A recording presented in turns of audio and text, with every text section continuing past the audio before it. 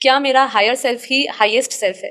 क्या higher self और highest self को दृष्टा और साक्षी भाव से जोड़ा जा सकता है? हाँ, नहीं, ये हाईएस्ट सेल्फ जो है वो तो साक्षी भाव है और हायर सेल्फ दृष्टा है। तो दृष्टा क्या है कि दृष्टा में जब होगा वो साक्षी बन भी सकता है, नहीं भी बन सकता है। तो इसलिए हाईएस्ट सेल्फ पूरा साक्षी भाव, आत्मस्वरूप, निराकार स्वरूप, बीज रूप अवस्था, वो हाईएस्ट सेल्फ, वो हाईएस्ट सेल्फ। क्योंकि वो जो सुपर कॉन्शियसनेस हम उसको बोल सकते हैं, बापूजी उसको अनकॉन्शियस स्टेट बोलते हैं, जहां पर हमारे 100% आत्मा का एनर्जी ऊर्जा इमर्ज हो जाता है।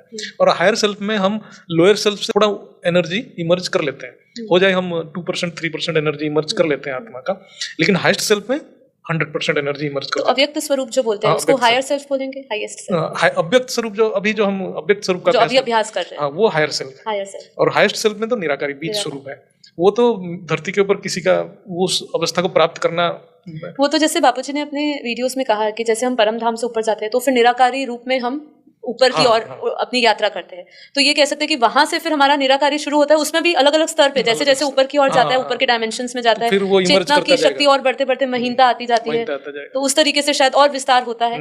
पर जो निराकारी स्टेट है वो परम धाम के ऊपर ही हम इसका एक्सपीरियंस कर सकते हैं, पॉसिबल ही नहीं है।